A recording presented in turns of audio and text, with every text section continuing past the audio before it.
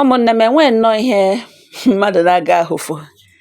Ọkwa otu ihu anyị dị n'iche n'iche wee otu agwa anyị dị n'iche n'iche, ọkwa otu obi anyị dị n'iche n'iche. Ụfọdụ ihe ga-eme mgbe ụfọdụ onye o metụtara a na-eme n'ụdị ọ chọrọ iji mee ya. Ụfọdụ bịa ha ajụọ sị ọwụrụ m ihe ga-ewụrụ m, another olu ga-ajụkwa sị ọwụrụ gị olee ihe ị ga-eme. Yes, n'ihi na ihe ị ga-eme dị iche na ihe onye ọzọ ga-eme. Echiche anyị dị iche iche, mkparamagwa anyị dị n'iche n'iche. Ihe unu ga-ngala ugbo na-ewu otu nwoke na-alụbuole nwaanyị, ya na nwunye ya agbasabeghị, ya na nwunye ya ka nọ n'ime marriage ha, kama ọ dị ka ebighị iche iche dị uto ọrụ nwoke ọrụ nke nwaanyị na-arụ. Mana ile nwaanyị a ọ dịresịrị nnọọ ka eze nwaanyị, ọrụ ka nwaanyị a ọfịs ya nọ n'ọnụ mmiri. Ọ wụ ebe ahụ ka ọ gbara nwe ya oge na ịga ebe ahụ na-abụ nchọkọrọ, n'ihi na o jikere ka eze nwaanyị. Ụfọdụ sọ just fashion sense ya.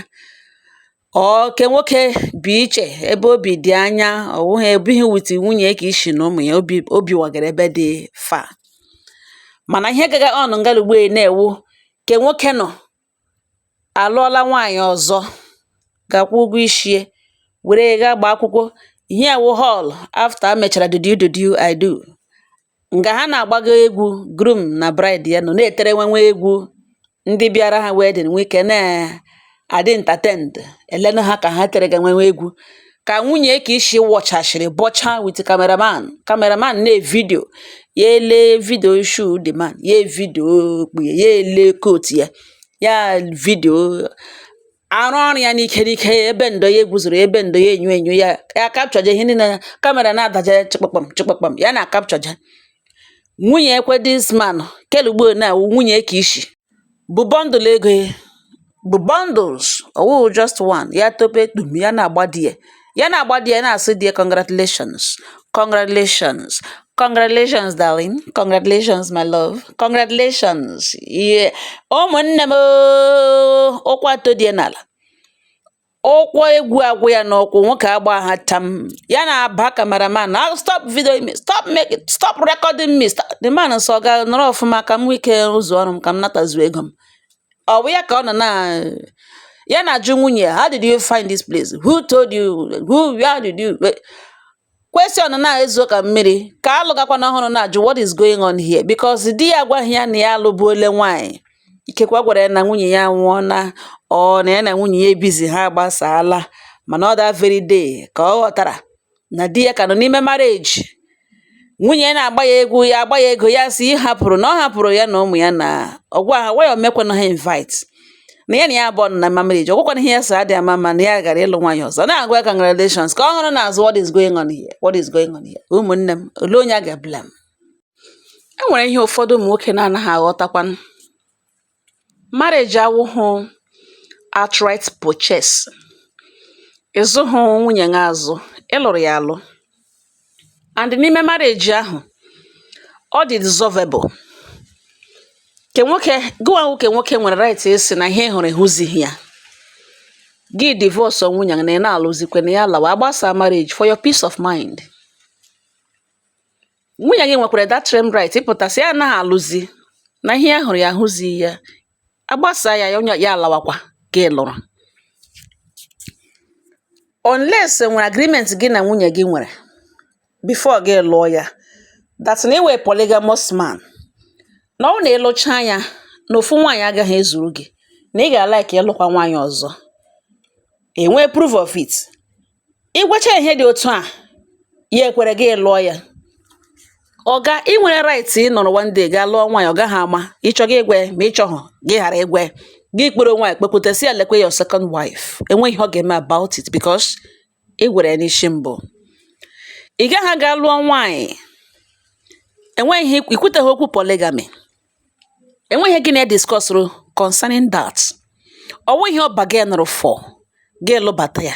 Mana ugbu a agụrụ ịlụ nwaanyị abụọ, nwaanyị ọzọ agụnwana gị, which is okay, is not a bad omen. Ọwụghị arụ, ọwụghị sacrilege. Inwe ọwụrụ na ọwụ taa ahụ gị si na-achọ, ọwụ ọchịchọ nke gị, ọwụ ihe ọjọọ. Ihe ị ga-eme wụ ịgwakwa nwunye gị gị na ya bi na ị chọrọ ịlụbata nwaanyị ọzọ, that you want to get yourself a second wife. you must notify her, you must inform her, you must let her know na ị chọrọ ịlụ nwaanyị ọzọ, you want to take another wife. O kwere, lecha anya sị ya nwere ihe ga-eme ya nọrọ. It's either no because of ụmụ ya na ya ga-anọ, ọ ya hụrụ gị n'anya ịlụ ọkọ nwaanyị lụọ nnụ nwaanyị na ya ga-ahapụ gị gwacha ya ekwere nọrọ, then gị ga-alụrụ nwaanyị ọzọ. Mana gị gwa ya na ị chọrọ ịlụ nwaanyị ọzọ, ya sị gị mba na ya achọghị ịnọ into polygamy, that she did not bargain for this, na ya agaghị anọ.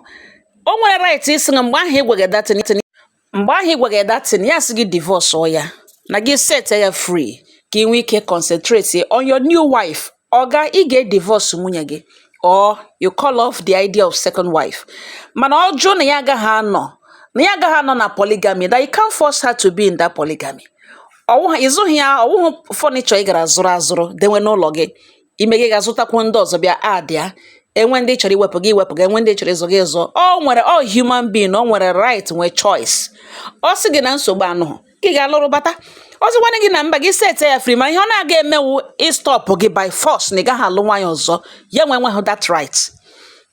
Ọ gaghị force na, mana o nwere right to express her own emotions. Isi gị na ya achọghị ka ị lụọ nwaanyị ọzọ, na ya gaghị adị happy na ị lụọ nwaanyị ọzọ. O nwere right over because ọ iwu di ya.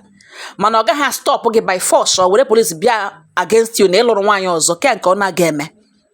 Ma then gị sị na ị ga-alụrịrị nwaanyị ọzọ, ị ga-agwa nwunye nke isi na gịnị abụọ nọ n'ime well established marriage. Ị ga-agwa ya ọ chọ ya nọrọ, ma ọ chọkwa na ya megịrị ya pụwa. Ala Igbo nwaanyị anaghị achụ nwaanyị ibe na di ya pụwa, gị nwee ike lụrụ nwaanyị ọzọ ị chọrọ ịlụ. Ya pụwakwa na ọhụkwa di ya alụgharịrị. Mana ị gaghị anọrọ n'ime marriage gwa hụ nwunye gị na ị chọrọ ịlụ nwaanyị ọzọ. Nwa otu isi gwute na ntị ya na ị chọrọ ịlụ nwaanyị ọzọ, ya anụzie from outside, ọ nụ ya by kepu. Ọ ịlụcha na before gị na gị bịa gwa na ịlụọla nwaanyị ọzọ, na elekwa ebe irentịrị yuru adị ama m ịhụ ya, ọkwa nwunye di gị.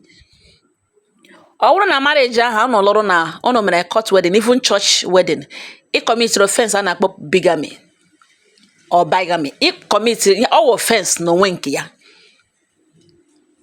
Eyotago, all offense nwere a lot to do with deceit.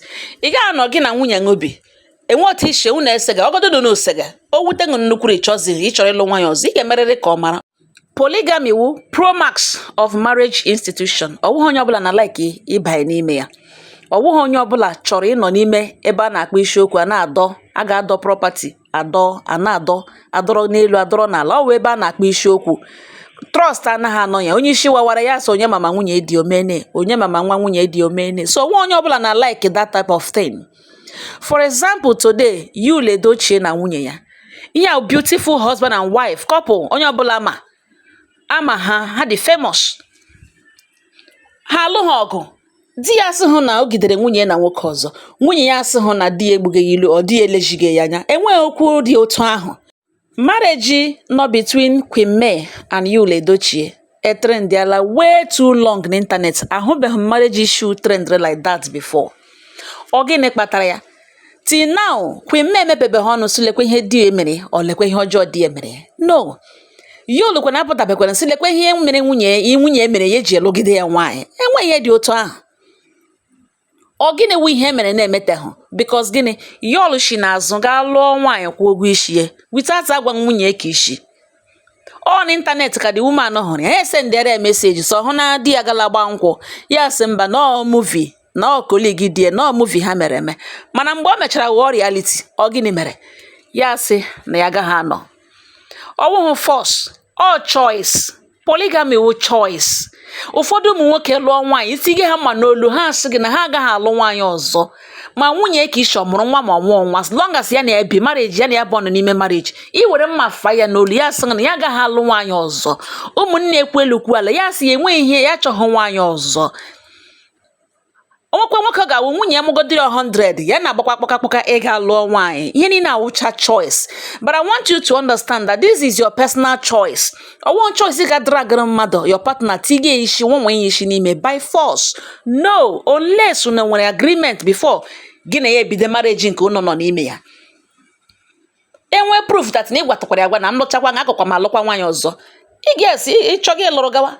mana ị ga-alụrụ ya na ịlụọla ịchịkpolokwu ya nwa chịkpokwu na ya lụọla gị na-ekwukwu okwu ịlụ nwaanyị ọzọ all right ya ịnọrọ ọ ya pụọ mana ọ gaghị akwụsị gị from itake second wife even if ọwụgodo your third or fourth wife ọ gaghị akwụsị gị mana ọ choice ya to stay or to go which you gaghị enweghị ị ga-emenwe about it ọwa adult ka gị na ya bụ obi o nwere right o nwere choice ọ wụghị force na gị isi n'azụ ga akwụ ụgwọ isi nwaanyị lụọ nwaanyị nwunye gị adịghị wee ya mata olee otu ị chere na ọ ga-awụ and ọwụ offense gị commit even though na Nigeria even ọwụ akụkọ mata kesi Yul Edochie na nwunye ka onye ọbụla ji matawa na enwe ha na-akpọ bigamy na ọwụ offense ịlụkwa nwunye gị nwaanyị without her consent ị ga-echerịrị ya nọrọ ọ ya pụọ before gị kwuo okwu second wife ị ga-set ya free ọ nụkwa na nwaanyị ị gaghị asị na di gị na-emegbu gị na ihe hụrụ ịhụzi ya na di gị na ọwa ajọ mmadụ na ogbuole gị egbe gị buru ngwongwo gị lawa n'ụmụ ụlọ nna gị nwoke ọzọ ahụ ị gwaghị nwoke ahụ na ịlụọla nwaanyị na ụmụnne gị ekpukwo ya ka ekpo ya ka ekete nwoke ahụ abịakwa ụgwọ isi gị lụọ that your second marriage dị null in fact ọ dịghị valid ọkwa offense once di ọzọ na-abịara ị ga-akpọrịrị ka ị nọ gị na ya nọ n'ime si ya bịa ka unu gbusa n'ihi na ị chọrọ ịbanye na your new marriage ị gaghị anọ na that marriage gị nakpo na another marriage ọ nọkwa na nwoke ọ nọ na nwaanyị pụtasị na ọ na-alụghachi ya na di ya ekoghị isi ya eburu ngwongwo mana bịa nara ihe akwụrụ n'isi ya na di ya gbasabe marriage ahụ ka dị intact ọwa iwe ka ha na-ewe ịchọwa ịlụọrị di ị ga-akpọrịrị ha ndị ka ochie ga-abịa were ihe akwụrụ n'isi egbubie the marriage ị gaghị anọ ihe akwụrụ n'isi ewerebe dissolve that marriage onye ọhụrụ abịa kwụọ ha ụgwọ isi ọ dịghị that marriage the second marriage dị invalid for nwaanyị ọ dị invalid now for nwoke ke nwaanyị ga-ekwerịrịrị ma ọ na okweghị si ya na-apụ ị ga-edizọvụrịrị ya ị ga-eset ya free n'ihi na marriage awụhụ by force ụmụnne m ọhịa m chọrọ ka ụmụnne anyị ụfọdụ ụmụ nwoke a na-ahụkarị cases dị like this echi na zetepele ga lụọ nwaanyị ọzọ without ka ishi ama ọ ya na-ese okwu o mechaa mara still ihe ga-ebekwe o nwere ike pụta ya na-alụghachi ọbara na uru ọ baghị uru enweghị any reason that secret awọtụ ya ọwọtụ gị nwee na-egbu kwụrụkwụrụ na ụlọ gị your own life ọyọ ndụ gị ka a na-ekwu okwu both women gị gị lọrọ ha wee ego nke ejiri lụ ha kwụrụkwụrụ ahụ adịghị ọwọtụ ya n'ihi na ewepụcha anya tomorrow ọ chọpụtakwa na isi n'azụ ya gaa lụọ nwaanyị ọzọ ọ chọkwa ịlụ ọ ga-ala ọzọ set ya free ọwụhụ force ọwụ ya wụ ihe mege n'etiti di na nwaanyị na ugbu ine ka ọhụrụ alụbatara ọhụrụ o nwere ike ya si anaghị anọga ọ ka isi asị ya naghị anọga mana ọ ga ihe niile ga-abịa with condition n'ime ụmụ nwaanyị abụọ na aghọrịrị ofu onye ọ bụ onye ka aghọrịrị onye ghọrịrị ibe ya ụmụnne m ọ nga ọha nọ m n'ọnụ